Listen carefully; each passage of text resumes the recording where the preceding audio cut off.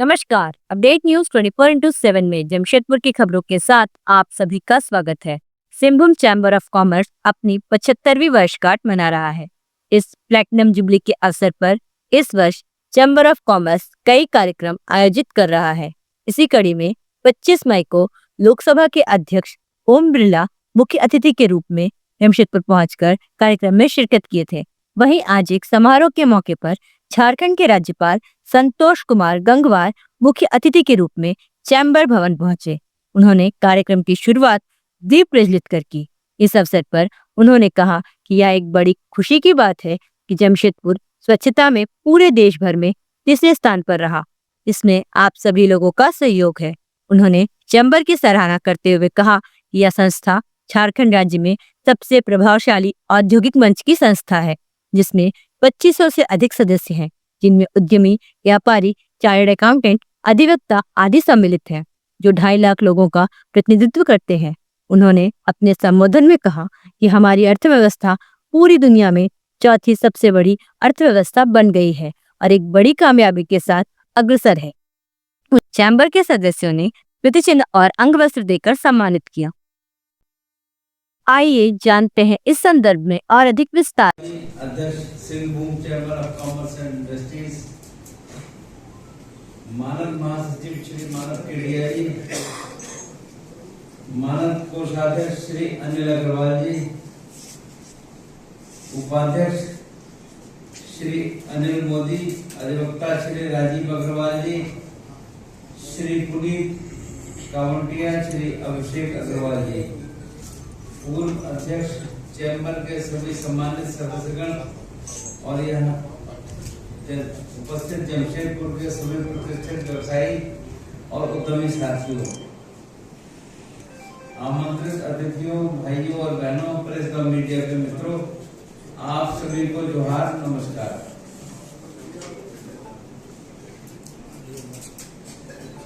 सबसे पहले मैं Singhbhum chamber of commerce industries को उसकी 75वें वर्ष की गौरवशाली यात्रा के लिए बधाई देना चाहता हूं। ये केवल एक संस्था नहीं, बल्कि झारखंड के औद्योगिक इतिहास की आत्मा रही है, जिसे दशकों से दिशा भी दी है और दशा को बदलने का काम किया है। 75 वर्ष की यात्रा किसी भी संस्था के लिए एक साधारण उपलब्धि नहीं होती है। ये उपलब्धि दर्शाती है कि इस चैम्बर की नींव कितनी मजबूत है और इसके संस्थापक सदस्यों की सोच, दूरदृष्टि और समर्पण कितना दृढ़ रहा है। ये वास्तव में आपके अटल विश्वास, कठिन परिश्रम और निष्ठा का ही परिणाम है कि आज ये संस्था झारखंड की सबसे प्रभावशाली औद्योगिक मंचों में से एक बन चुकी है। मुझे प्रसन्नता है कि आज ही युवा टीम उस परंपरा को आगे बढ़ाने का काम कर रही है। जमशेदपुर की पहचान केवल इस्पात नगरी एवं औद्योगिक नगरी के रूप में नहीं है, बल्कि एक आदर्श सामाजिक औद्योगिक मॉडल के रूप में स्थापित हुआ है। टाटा समूह की दूरदृष्टि ने इस शहर को शिक्षा, स्वास्थ्य, पर्यावरण और कौशल विकास के क्षेत्र में अग्रणी बनाया है। हाल ही में इस नगरी ने स्वच्छता रैंकिंग में देश भर में तीसरा स्थान प्राप्त कर जो राष्ट्रपति महोदय ने सम्मान प्राप्त किया है, उसके लिए मैं आप सभी को इसके लिए बधाई देना। रेलवे या फिर डिफेंस के सेक्टर में कोई बड़ी इंडस्ट्री जो है वो कोल्हान क्षेत्र में आए। मुझे लगता है कि अगर वंदे भारत कोच का अगर फैक्ट्री यहाँ पर कोल्हान में आता है तो यहाँ पर छोटे बड़े जितने भी छोटे इंडस्ट्रीज हैं उनको बहुत फायदा मिलेगा।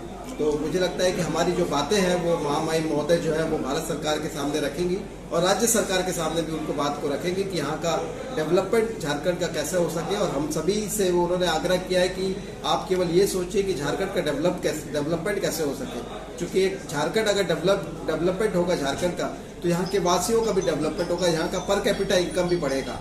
तो हम भी जो है वो चैम्बर भी जो है सरकार से मिलकर, झारखंड सरकार और भारत सरकार से मिलकर इस पर डेवलपमेंट के बारे में हम लोग सुझाव देंगे और विचार विमर्श करेंगे और कैसे डेवलप हो सके उसके बारे में हम लोग निष्कर्ष एक निकालेंगे और उस पर कार्य करेंगे। शिक्षा को लेके भी बोले कि तीसरे पायदान में सबसे पिछड़े हुए हैं। हाँ, उच्च शिक्षा के बारे में महामहिम महोदय ने कहा कि झारखंड जो है वो एकदम पिछड़ा हुआ है उस शिक्षा के मामले में।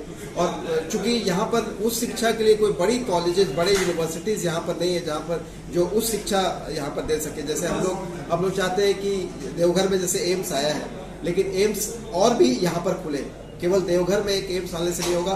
आईआईटी से रिलेटेड जो इंजीनियरिंग कॉलेजेस है, यहाँ पर एनआईटी है, लेकिन आईआईटी के इंजीनियरिंग कॉलेज भी यहाँ पर आए। इसके अलावा भी बहुत से ऐसे यूनिवर्सिटीज हैं। मेडिकल क्षेत्र में कोई बड़े कॉलेज जो है वो झारखंड में नहीं है। मेडिकल कॉलेज की भी बहुत अति संभावना है। मणिपाल एक मेडिकल कॉलेज जो है वो टाटा के साथ मिलकर यहाँ पर कॉलेज स्टार्ट किए हैं। इसके अलावा और भी यूनिवर्सिटीज और भी कॉलेजेस उस शिक्षा के ध्यान में रखते हुए यहाँ पर अति संभावना है। इसलिए हो सकता है कि झारखंड जो है वो उस शिक्षा के मामले में बहुत पीछे आ रहा है, क्योंकि हम भी देख रहे हैं कि उस शिक्षा के लिए यहाँ पर +2 के बाद जो स्टूडेंट्स होते हैं वो या तो उड़ीसा चल जाते हैं, आजकल मध्य प्रदेश इंदौर भी जा रहे हैं, बेंगलोर और चेन्नई और मुंबई जाने का और दिल्ली जाने का तो पहले से ही था कि लोग स्टूडेंट यहाँ से बाहर चल जाते हैं। और जो स्टूडेंट बाहर चल जाते हैं उसमें समझा था कि 20-25% स्टूडेंट जो है वो पढ़ लिख कर वापस आते हैं, वो कहीं ना कहीं बाहर ही अपना व्यवसाय करते हैं या बाहर नौकरी करना स्टार्ट करते हैं। तो ये भी एक बहुत बड़ा नुकसान है झारखंड को लेकर।